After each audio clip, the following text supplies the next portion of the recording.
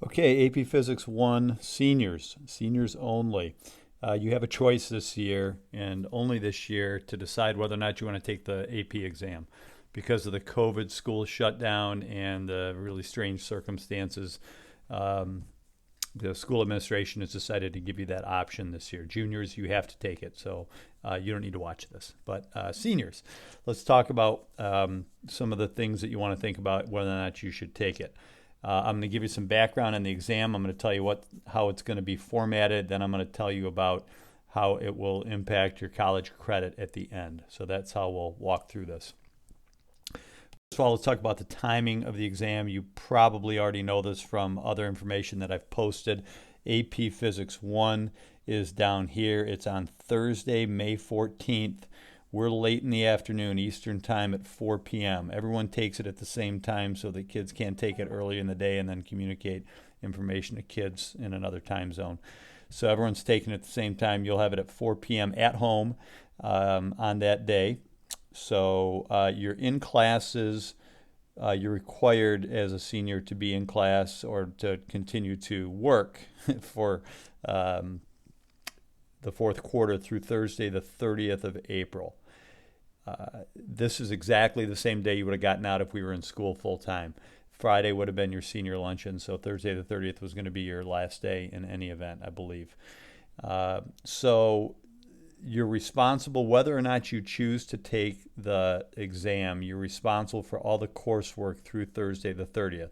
So we're doing reviews starting this week, and we'll do reviews next week through Thursday to review the material that we've learned over the course of the year using the AP Classroom website.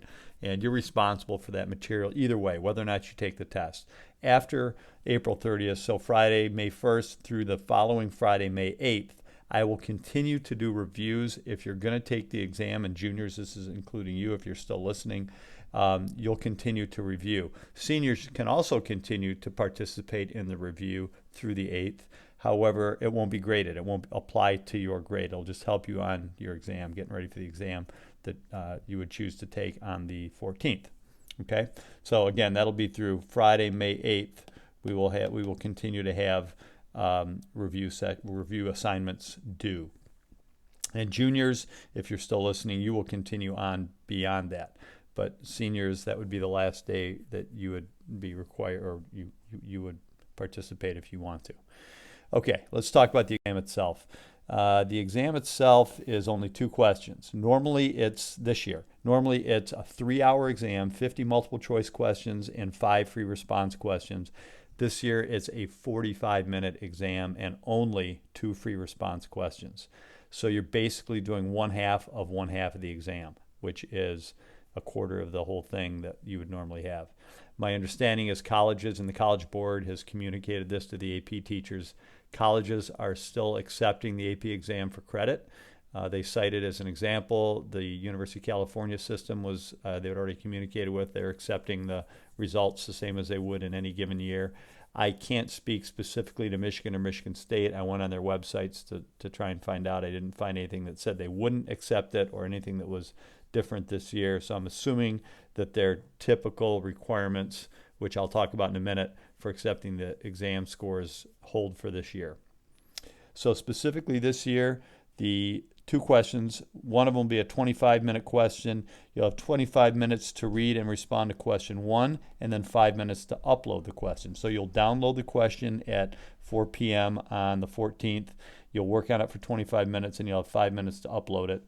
And then after you upload your response to question 1, you'll have 15 minutes to respond to question 2, and then 5 more minutes to upload question 2. So if you add all that together, it's actually 50 minutes, but 10 of that is uploading time.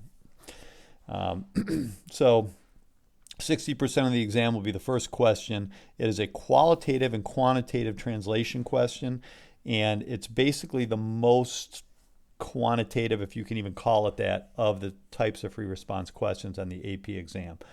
So there will be some writing, there will be mostly writing involved, even though there will be some derivation, most likely with some variables, possibly some numbers, but I don't think so. I think it's going to be mostly variable derivation and then a justification of an answer based on what you derive for a relationship.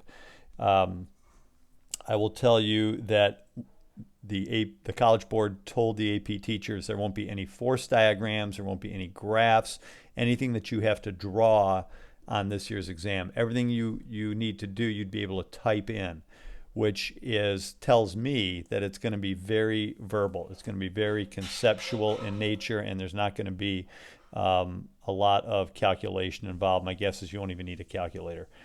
So take that for what it's worth. It sounds like it's going to be mostly explaining in words, concepts, and then justifying your conclusion using a logical argument and reasoning here.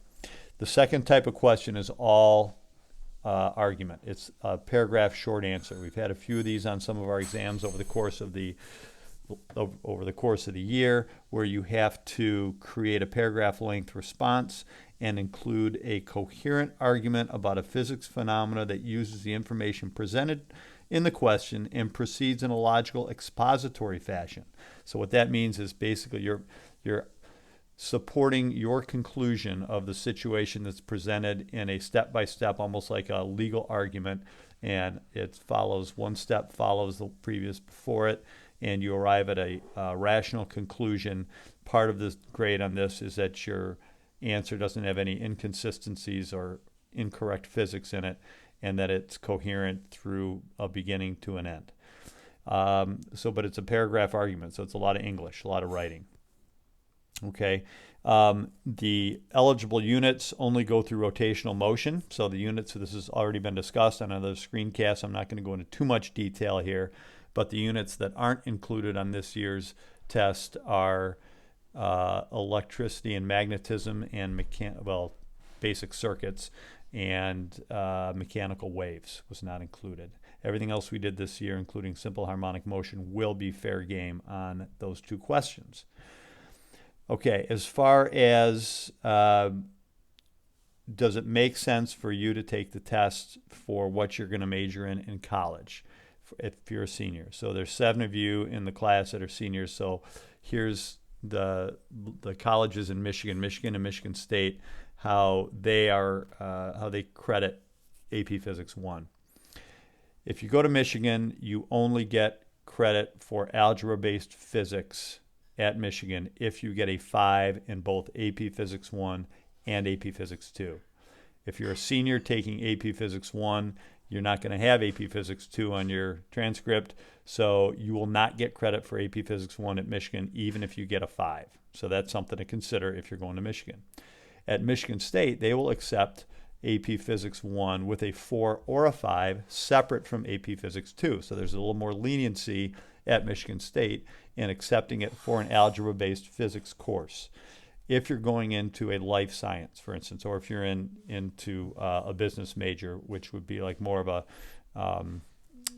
traditional non-technical education, you would not have to take a calculus-based physics.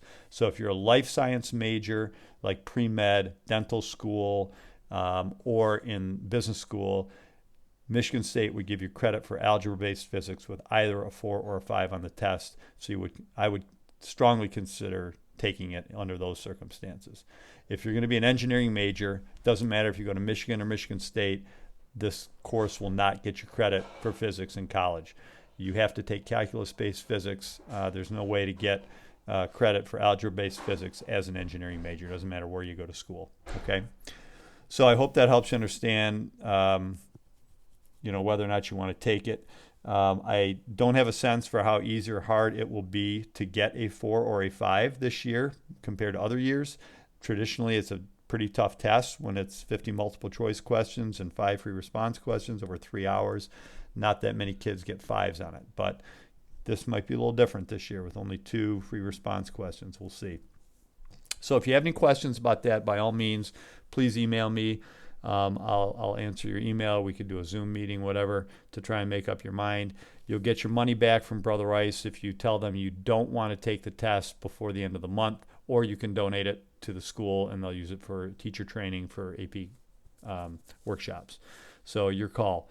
But before, just so you know, if you choose to take the test and you're concerned about the downloading and uploading process, there's going to be a practice procedure that's sent out, I think, by the end of April, that the College Board is going to send out and let you know how you're going to do that. So you won't be doing it for the first time on the day of the test. Okay.